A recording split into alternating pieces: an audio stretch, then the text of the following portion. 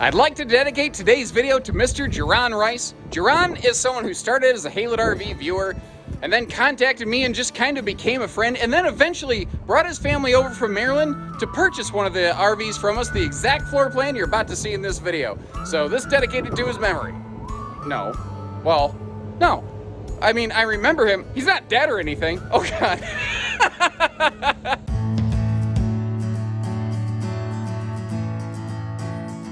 Hey everybody, Josh the RV Nerd here at HAYLETTRV of Coldwater, Michigan, with not one, but actually a pair of 321BH Arctic Wolves. We buy in bulk, so you can save in bulk. And this thing, I tell you what really shocks me on this one, considering it's like pretty much 37 foot, tip to tail, tongue to bumper total length.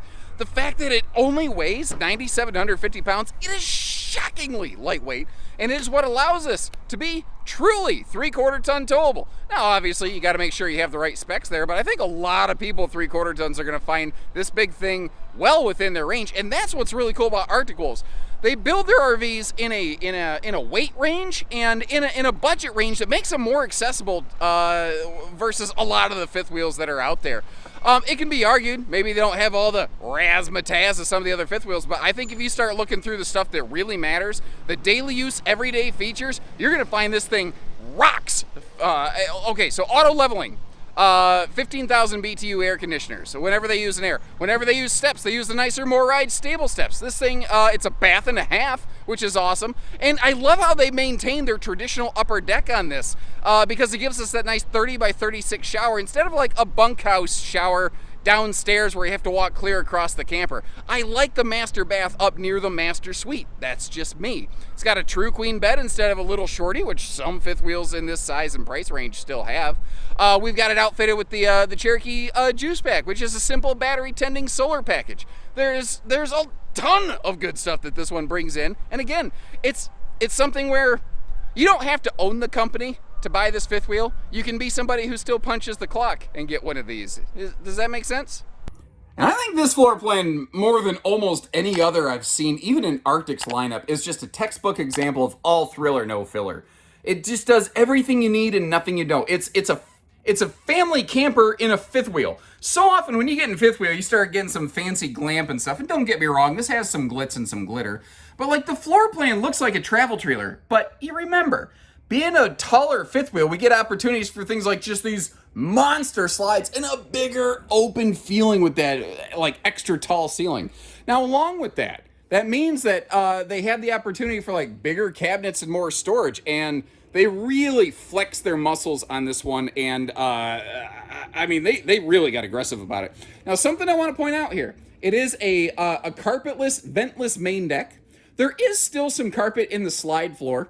I know a lot of people prefer carpetless. I think I would prefer to see carpetless, but I know there are still some people that enjoy a little bit of carpet in a slide just to kind of rub their feet on, keep their feet warm when they're sitting there.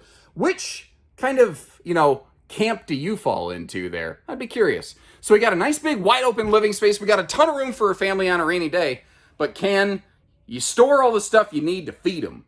Just like, say like a stick and tin Cherokee or Grey Wolf or whatever, you've got those like 40-inch full extension dinette drawers down there, so you don't have to tear everything apart to get to the storage below them. Now over here we've got that 10 plus cubic foot, I think it's 10.7 in this one, 12 volt DC compressor fridge. And notice what I've done with that magnet held back cutting board backsplash combo. You flip the stovetop cover up and that's a backsplash. I feel that should be a side splash. Hey, Arctic Wolf, if you're listening, is there any reason why you could not go ahead from the factory and install that on the side of the refrigerator wall right there? Wouldn't that, I don't know, it feels to me like it would bring more function to the RV. Maybe I'm crazy, I don't know. Now, some of the storage is definitely tall. For some of the storage, you're definitely gonna need like a 2 or 3 stepper. And in case you're curious what that ticking time bomb beeping sound is, that's actually the refrigerator over here saying, hey, dummy, you left the door open. Now I can't cool. So we just have to close the door and it quiets itself right down. And actually, I realized as I'm going through all of this, I missed a drawer below the oven right there. And I want to point that out so that you can see you do have good storage space down there. That's good for those larger things you don't use every day. Now, obviously, you got good silverware drawer space. And you have room for like a tiny wastebasket right there. But I've always wondered, and I've heard from several Arctic owners, you can slide that partition wall back a little bit to create a little bit more space there, if need be.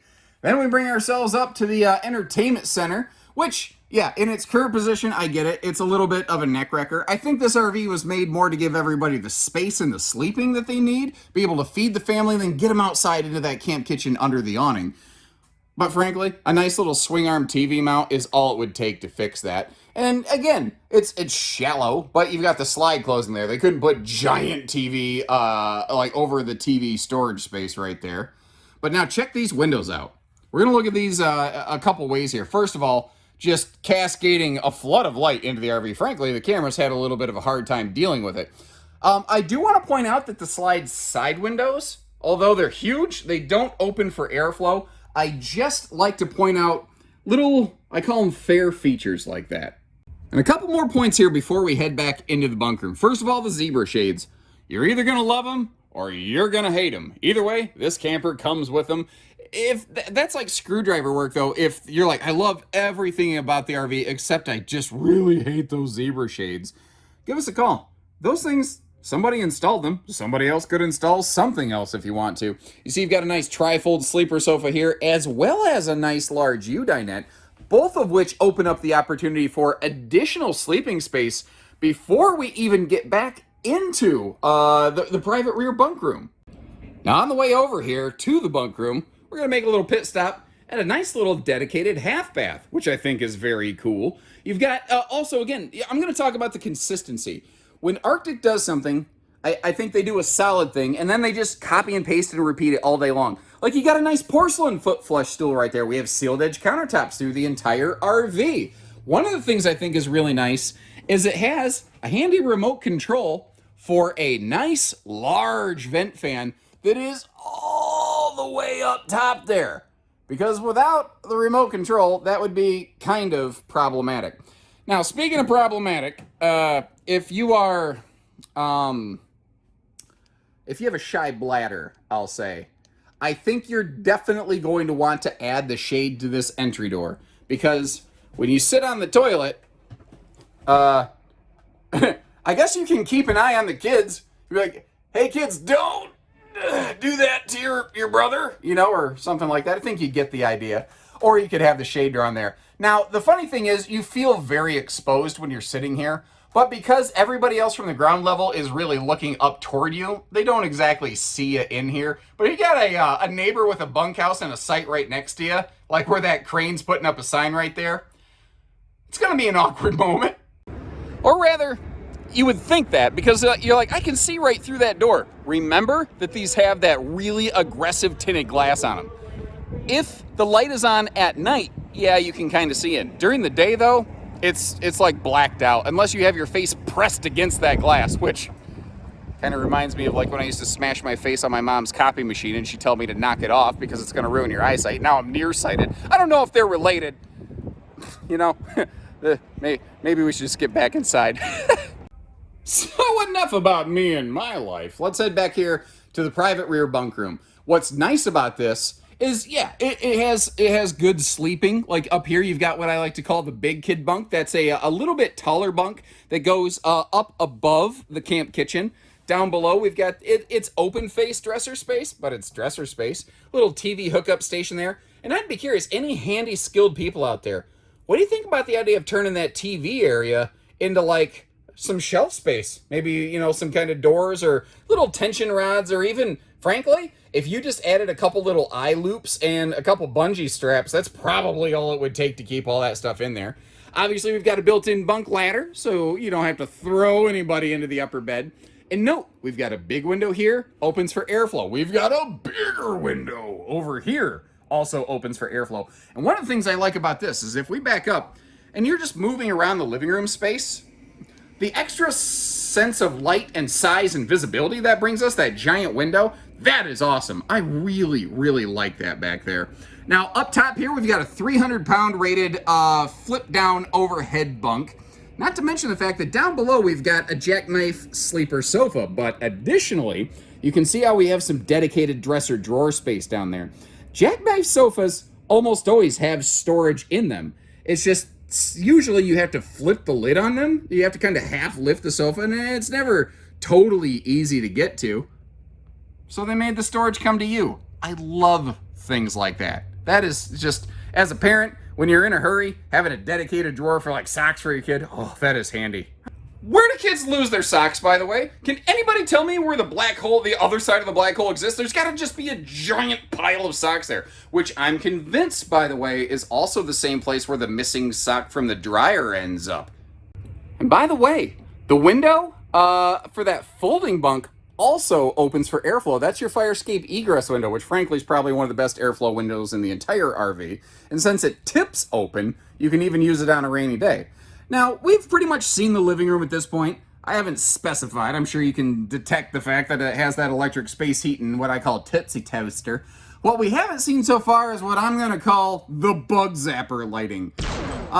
The Cherokee group is, they're just in love with these neon blue lights, and man, they really change the look and the feel of the interior here. Some people really like them. I would personally prefer just a white light, but to each their own. You know, there's nothing that says this is how it has to be. The RV is a little lacking on door side window coverage in the living room, but from your primary seating position, you at least have these directly across from you. Or if you need to like, whoop, hop up real quick and check on the kids outside, well, you know, you can do that too. Now, in case you're curious what's laying down here, those are the bumper end caps that I forgot to put on. I tucked them down there in that nice little shoe garage and apparently did too good of a job. You're also looking at a couple of my footprints right now, sorry, but you won't see them when you take the RV home, because something that we do for everybody, we clean the RV at no additional charge for you. I know that sounds dumb to talk about. Not everybody does. Watch this control panel as we get close here. I love the motion activation on that. And I tell you why. Because if you have all of the lights off in this RV, when you open the door, the panel will flash. It'll give you your bearings. You'll be like, okay, there's the control panel. Everything is backlit, so you can be like, okay, turn on the living room lights. Or just, all right, just give me the bug zapper lights. I don't want to wake the kid up with a bright light, and I'll take him to bed. You know, you ever carry a little kid in on your shoulder and put him to bed? I know I've done that a few times. Oh, by the way, look at this. Remove film before use. I don't think so. I'm a little bit more of a rebel than that. Now, the LCI-1 control system is over here with more features than it had in the past, which is interesting that you're like, why do you have this and that? Well, the Cherokee Total Control System that we saw down below, that's on like all of the Cherokees. The Arctics, though, take it up another notch above the Stick and Tin brothers, where you can get things like your auto leveling controls can be handled off of here. What's really, really cool about that, though, is you can more easily get hitched up alone without needing a spotter kind of in a danger zone, sort of halfway under the gooseneck of the fifth wheel going, yeah, back it up, left, right, a little bit, you know? Like, most of the time when you're hooking up a fifth wheel, often you can look back and you can see your kingpin, but what you can't do is raise and lower the nose of the fifth wheel remotely. This allows you to do that. I should be better about framing up my shots, but, you know, I'm not going to be on National Geographic and getting awards for my camera work anytime soon. And again, the consistency. You see a bathroom that is almost exactly like this in every single Arctic Wolf, and I'm here for it because it works so well. Big sink, big countertop space there that actually leaves you room for your toothbrush and toothpaste. And this is a very fluffy, friendly bathroom space because not only do you have legroom, you have side-to-side hip and shoulder room.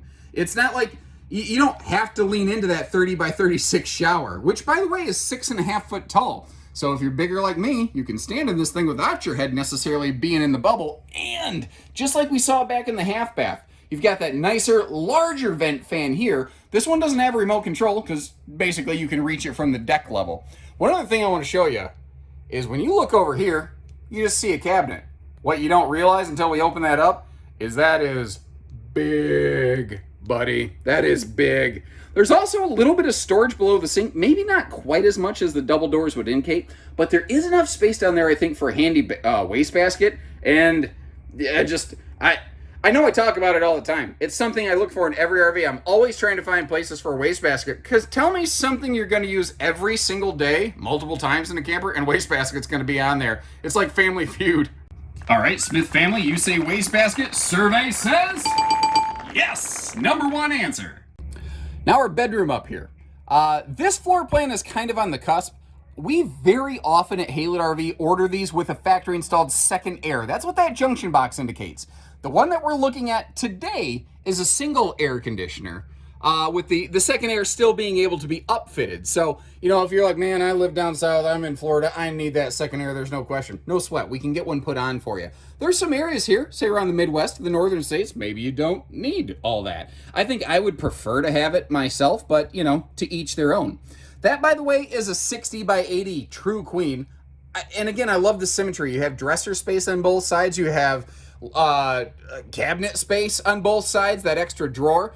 Also, if I get right down here, there are all sorts of lights here. And I mean, the headboard lights are nice. You can reach them from the bed space to turn them off and on, but that can be a lot of light to bother your partner.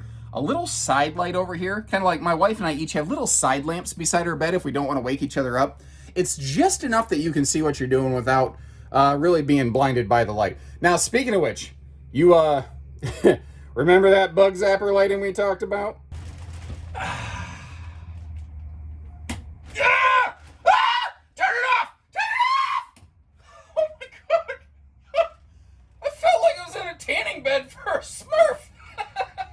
Now, when you're not being blinded by the bug zapper Smurf tanning bed lighting system when you're laying in bed, this is kind of what you'd see here. You see you got some nice breeze windows.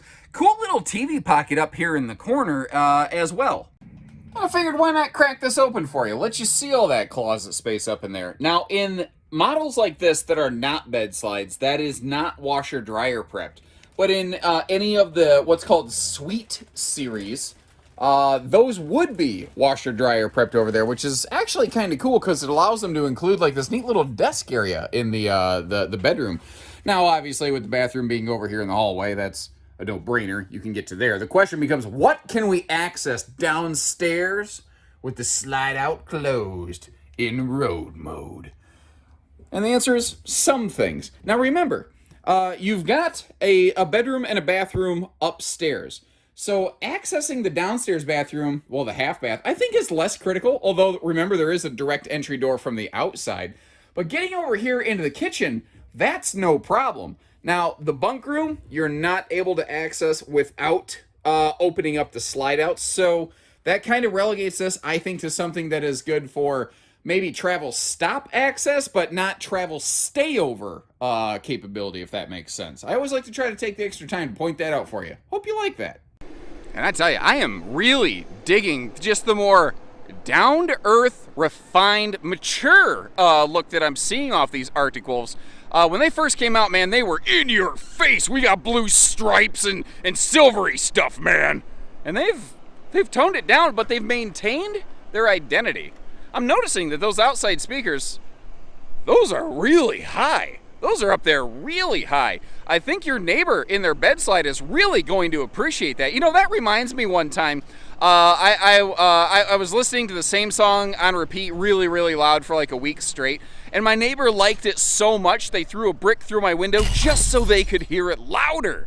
I love it when you meet someone else that has the same musical taste. Do you know what I mean? Now, the RV has, I think, a very nicely sized patio awning. You could look at it and say, why isn't it a little bigger? I think because they didn't want it to fight with things like that baggage door, but I love that it clears both entry doors, which is nice. Now, remember, you got kind of the now you see me, now you don't, see-through, invisiview, whatever you want to call it, entry door here. But note the steps and the folding entry handles. I love the consistency on this brand. when they do something, they do it the same way, effectively, every single time. Now you notice there's a little black tank flush right there dedicated for just that half bath, which is nice. A lot of times when you get a half bath, people don't realize that black tank doesn't get a black flush. This one does. Also, a door side outside shower over here, in addition to a totally standalone sink next to that ice maker. The refrigerator here, I think this qualifies as the big camp kitchen. Some RVs have a big, some have a small. Most fifth wheels tend to have a big camp kitchen. And that ice maker, by the way, as long as you got power and you got water, you got ice. That thing absolutely does the job extremely well. I do want to point out that this is ladder capable, but due to some industry shortages, the factory is not currently offering ladders on these. I ordered them with ladders, and unfortunately Arctic was not able to fulfill that. So know that my preference would be to have a ladder on this. Is there any reason anybody would prefer not to have a ladder on an RV? Like, I share my side of the story all the time. I'd kind of like to hear from you guys a little bit though. What is optional though is we have added that cargo rack on the back. It's got about a 200-pound capacity, so even my fat butt could hang out on that thing for a little bit. Although I might be a little bit over its GVW bouncing down the road. Like Aunt Edna strapped to Clark's roof. Oh, all those movies, some of the best movies ever. Up top, it's got the LCI Insight Bluetooth camera. And speaking of up top, look at the top of the slides. There's these little brackets. I don't know how well you're actually going to be able to see them, but they are slide awning prep points. So if you want to add those little protective slide awnings, you can. Actually, in the upper right-hand corner of the screen right now, you're getting just a little bit of a look at the Cherokee juice pack there. It comes in two variations now, a 50 and 100 watt. Either way, I think they're both best described as a solid battery tender. I don't think it's the type of solar package you're going to want. Like, it's not going to be able to keep up with that 12-volt fridge for long-term extended use. It might help you extend your off-grid time. If you're serious about boondocking, I do absolutely recommend getting additional batteries, better batteries, maybe expanding the solar a little bit. Those are all things you may consider. It has the basics handled. It has the general idea, but for more specific use, you might need to add some more specific hardware. Up front here, I love the symmetry on this nose cap, other than the decal, of course. But that graphic right there, that is something Cherokee's used over the years, that aggressive little wolf look with that blue eye, just that little punch of accent coloring right there. It's always something I've liked. Like, you'll see it sometimes on like wolf packs and things like that. They all look good. They're all like, so it's kind of interesting, the Cherokee family of RVs. It's like you've got the core Gray Wolf, Wolf Pup, Cherokee sticking tins. Then you've got the laminated Arctic and Alpha cousins, as well as the toy hauler Wolfpack cousins. They're all related. They all share some DNA, but they're all kind of custom crafted, I think, to meet the wants and needs of an individual buyer in each different kind of market segment, if that makes any sense. So that's my take on it. Try to be fair, tell you the good, the bad, the ugly, with everything in between, and try not to pull any punches. Because again, I want you, when you visit HAYLETTRV, when you leave, to know that you got your second camper the first time. And sometimes what's almost as important as knowing what it has is knowing maybe what it doesn't have, if that makes sense. That's the kind of info I want to be able to give you. I want you to know that we can be a trusted resource for you. And if you haven't done so, do me a favor, hit that subscribe button, like our video, leave me a couple comments, all that usual YouTube stuff. Smash the like button! I don't know, I don't think I'm a good YouTuber. But I try to be a decent person. So take care, stay safe, have fun, and happy Haylett camping, everyone.